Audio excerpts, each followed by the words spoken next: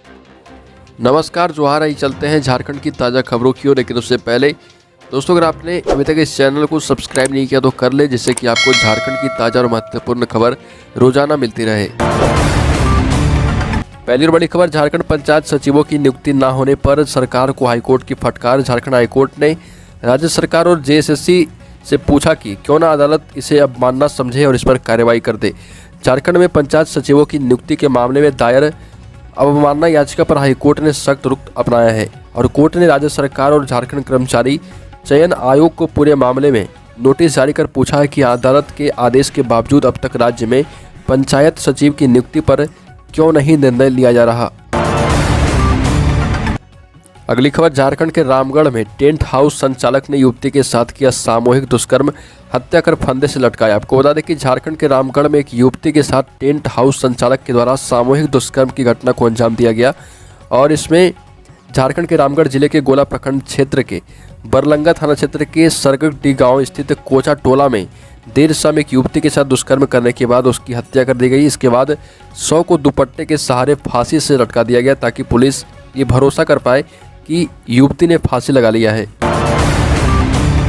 अगली खबर, झारखंड में 1 अप्रैल से 241 पत्थर खदानों में लटक जाएंगे ताले। झारखंड में 31 मार्च 2022 को 241 पत्थर खदानों की लीज अवधि समाप्त हो रही है। 1 अप्रैल 2022 को इन खदानों में ताले लटक जाएंगे। सरकार सभी पत्थर के खदानों की नए सिरे से इलेक्ट्रॉनिक ऑक्शन करवाएगी और इसके लिए भूतत्व निदेशालय की ओर से दिशा निर्देश भी जारी कर दिए गए हैं। समय रहते अगर सरकार नीलामी नहीं कर पाई तो राज्य में गिट्टी की सप्लाई पर बड़ा असर पड़ सकता है। अगली खबर, झारखंड सरकार नहीं देगी आंदोलनकारियों को स्वतंत्रता सेनानी का दर्जा। आपको बता दें कि राज्य सरकार झारखंड अलग राज्य के आंदोलनकारियों को स्वतंत्रता सेनानी का दर्जा नहीं देगी।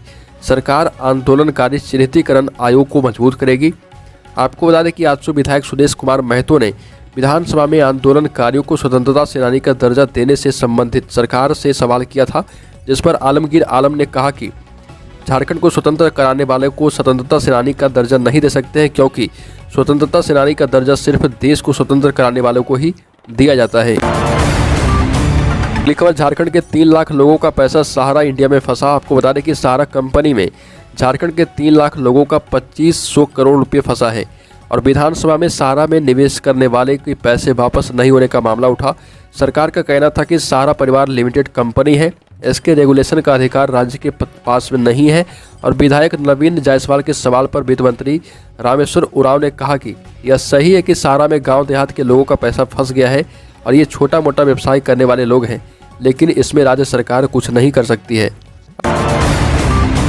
अगली खबर, यूपी जीतने के बाद अब झारखंड को जीतेगी बीजेपी। झारखंड बीजेपी कार्यालय में पार्टी प्रभारी दिलीप सैकिया की मौजूदगी में पार्टी नेताओं की बैठक हुई। इस दौरान संगठनात्मक विषयों के अलावा पार्टी के भावी कार्यक्रमों की रूपरेखा तय की गई। आपको बता दें कि पत्रकारों से बातचीत में प्रदेश प्रभारी दिलीप सैकिया ने कहा कि बैठक में संगठन की शक्ति को और अधिक मजबूत करने की रणनीति बनाई गई। दूसरी तरफ राज्य में बेरोजगारी और बढ़ते अपराध समेत कई मुद्दों को लेकर भारतीय जनता युवा मोर्चा ने राज्य में उपायुक्त कार्यालय को भी घेरना शुरू कर दिया है और इन सभी का कहना है कि अब जल्द ही झारखंड को जीतने के लिए बीजेपी रणनीति के तहत अभी से ही काम कर पाएगी। अगली खबर, झारखंड के सरकारी स्कूलों में गर्मी की छुट्टियां हुई रद्द।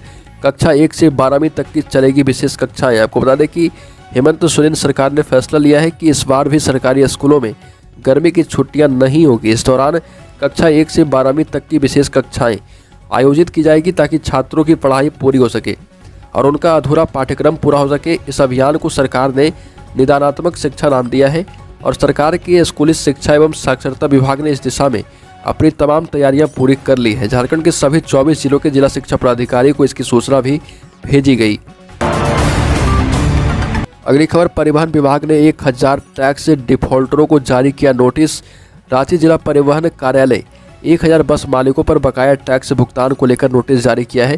टैक्स डिफॉल्टर्स को अल्टीमेटम दिया गया है कि 1 सप्ताह के अंदर टैक्स का भुगतान नहीं किया गया तो उन पर सर्टिफिकेट केस किया जाएगा और इन पर करीब 1.5 करोड़ से अधिक का टैक्स बकाया है। हर हाल में समय रहते टैक्स भुगतान का निर्देश बस मालिकों को दिया गया है। अगली खबर, झारखंड के शिक्षा मंत्री का दिलचस्प बयान सामने आया। झारखंड के शिक्षा मंत्री ने कहा कि झारखंड के विधायक अफसर सरकारी स्कूल में अपने बच्चे को पढ़ाएं ताकि शिक्षा व्यवस्था में सुधार आ पाए। झारखंड विधानसभा में स्कूली शिक्षा एवं साक्षरता विभाग के बजट पर चर्चा के बाद सरकार की ओर से जवाब देते हुए मंत्री जगन्नाथ महतो ने कहा कि राज्य में सारे मंत्री, विधायक और अफसरों को अपने बच्चों को सरकारी स्कूल में पढ़ाना चाहिए, तब शिक्षा का स्तर सुधरेगा। मंत्री ने कहा कि विपक्षी पार्टी के लोग इस संबंध में प्रस्ताव दें और वह इसे पारित कराएंगे। शिक्षा मंत्री ने कहा कि झारखंड के गांव-गांव में अंग्रेजी शिक्षा पाने के लिए लोग लालायित रहते हैं। 127+2 स्कूल खोले गए हैं। सरकार राज्य के प्रत्येक जिला, प्रखंड और पंचायतों तक में अंग्रेजी मीडियम स्कूल भी खोलेगी। अगली खबर, 4 राज्यों में प्रचंड जीत पर भाजपाइयों की मनी हो रही, जमकर उड़े अबीर गुलाल। यूपी, उत्तराखंड समेत 4 राज्यों में शानदार बढ़त पर भाजपाइयों ने रांची में जमकर अबीर गुलाल उड़ाई। भाजपा प्रदेश कार्यालय में होली जैसा माहौल दिखा और प्रदेश कार्यालय में कार्यकर्ताओं ने जश्न मनाना शुरू कर दिया था शाम 5 बजे से ही। और मौके पर संगठन महामंत्री धर्मपाल सिंह ने कहा कि अब यूपी के बाद झारखंड को जीतने की तैयारी करनी है और झारखंड को भी अपने कब्जे में लेना है, क्योंकि यहाँ शिक्षा व्यवस्था और अपराध काफ़ी ज़्यादा बढ़ चुके हैं। अगली खबर, लालू यादव की होली भी अब जेल में ही मनेगी। लालू की जमानत याचिका पर झारखंड हाईकोर्ट में सुनवाई हुई। सुनवाई के दौरान जस्टिस अपरेश कुमार सिंह की अदालत ने लोअर कोर्ट का रिकॉर्ड मंगाने का निर्देश दिया। साथ ही अदालत ने कहा कि अगर सीबीआई लालू की जमानत याचिका पर जवाब देना चाहती है तो कोर्ट में दाखिल कर सकती है। मामले में अगली सुनवाई 1 अप्रैल को होगी। सूत्र दावा कर रहे हैं कि जब अधिवक्ता ने लालू यादव को कोर्ट के फैसले के बारे में जानकारी दी तो उन्होंने बस इतना ही कहा कि ईता हो कही के रहल है। रांची के जिले के डोरंडा कोषागार से अवैध निकासी मामले में सजायाफ्ता भी बिहार के पूर्व मुख्यमंत्री लालू प्रसाद जेल में हैं। अगली खबर, खुद की जमानत जब्त कराकर भी ओवैसी ने बीजेपी को जिताया।